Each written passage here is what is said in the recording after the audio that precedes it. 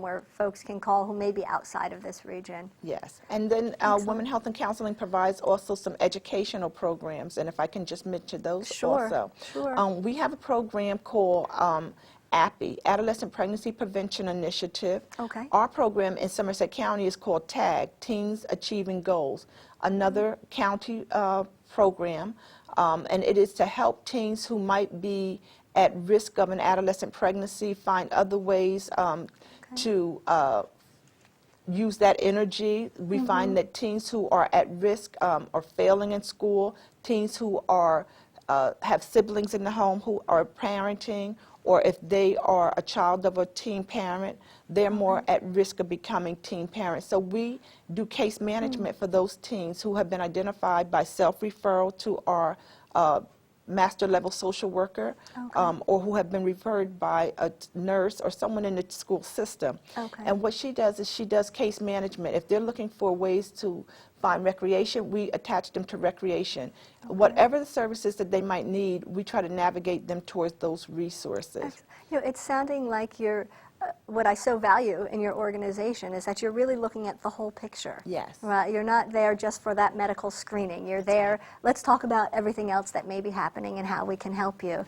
And that's one of the things that when patients come to the Women Health and Counseling Center, we do an intensive intake process, an intensive interview, because we recognize that individuals who don't have insurance are sometimes coming for that crisis moment, that they're in pain, or perhaps, you know, they have not had a mammography and they're just looking for some place to have a mammography. But in doing the interviewing process, we're able to find out what other risk factors are they perhaps at risk for diabetes? Are they perhaps at risk for some other type of chronic illness that we might be able to catch early? Excellent. So there's an intense intake process or interview process by which we can identify other health risk factors. Excellent. You know, and I know recently your office, maybe I shouldn't say recently, it might be a year or a year and a half, but you recently moved to a much larger facility, and it sounds like you really needed that to be able to accommodate all of these things that you're offering.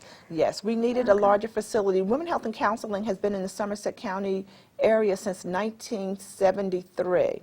And it was part of a neighborhood initiative to bring healthcare services to their community. Our founder, Carol Jackson, was a VISTA volunteer, and she worked with members of the community. And they started with family planning services because there was a high incidence of STDs within the community.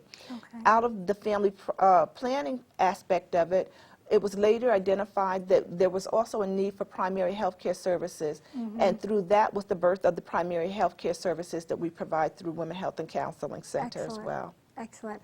And I know, and perhaps not quite the focus of today's program, but Women's Health and Counseling has been a long-time partner with local public health agencies, with with the State Public Health New Jersey Office of Health and Senior Services, to provide services that perhaps local health departments can't do directly, but will work with you to help provide those services. And you know, one of those core values of what public health does, and you as a public health agency as well, although we don't, not a governmental, is that we want to ensure that health care needs are being met.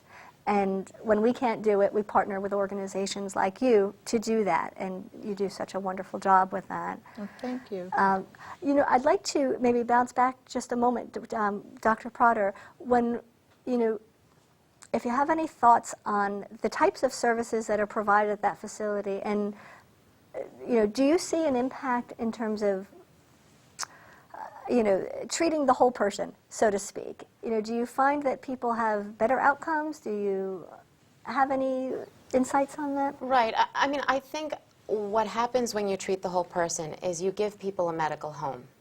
And for people that don't have insurance, so many things have been taken away and disempowered, and what we try to do is to restore that level of power. And so really, our patients will call us, when you get to know them and you really have a good understanding, they'll call us not only for health issues, as May was alluding to some of the other programs that we have. You really develop that level of confidence and security with people that can help you. And I think certainly for our mission at the Women's Health and Counseling Center, it's completely aligned with the clientele that we take care of.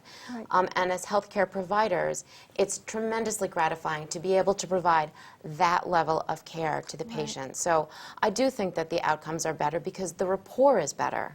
Excellent, excellent. And as we alluded to earlier, these economic times that we are now running into, our hunch is that you may start to see perhaps a greater influx of women coming in, and men. I don't want to exclude them and remind them that Women's Health and Counseling does serve men's needs as well, but I'm just wondering what sort of increase you may start to see as individuals may be losing their usual employment or COBRA starts to run out. Right. Well, the hope is that people are aware of our agency. We take care of people regardless of their ability to pay. Right. We have sliding scale services. We have some services that are free of charge, as May had alluded to. Some of the seed programs are free of charge. And the hope is that people just know who we are and where we are, and they access us readily. Excellent. Now, if someone has private insurance or would like to pay privately, do you also serve that group of that population as well? Women Health and Counseling will provide services for anyone who comes to our door that is in need of services. While we don't file or submit to private insurances, because we work on a sliding fee scale, the individual would pay according to that sliding fee scale, and then they would be able to submit their charges to their private insurance companies if that was what they desired. What we try to do is to provide services. We see people who live in Somerset County who don't live in Somerset County. We're not necessarily a county-specific health center. We can see There's patients not a geographic boundary on this at all. Anywhere that they need to come, and we do see a wide range of patients. What we do also for the county, being county specific, is our sexual assault services. We are the sexual assault support service agency for the county, providing the advocates. We do the training for the advocates and support the sexual assault response team. We have a STEP program, which is Somerset Teen Education and Pregnancy, providing educational resources for pregnant and parenting teens within Somerset County.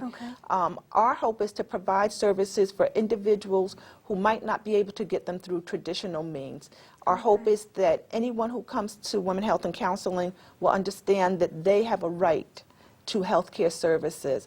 And even though we might not be able to provide the services on site, we have a list of individuals, a network of physicians who we are able to provide those individuals to help us to provide the services that might be needed. Such an essential safety net that you provide, and organizations like yours. So we thank you both so much for being a part of the program. I think it's very informative, and we'll have lots of information on our website about your organization and connect people who would like to get more information about about the services you provide. And we'd like to thank you very much for watching Public Health Matters, and remind you that if you have a moment, we are really encouraging viewers to give us some feedback about the program, and take a moment to just visit the Middlebrook Health Commission's website at www.middlebrookhealth.org, and you'll find a survey online that can allow you the opportunity to give us some feedback about our programming, suggest other program ideas, etc. So thank you very much for watching, and have a great day.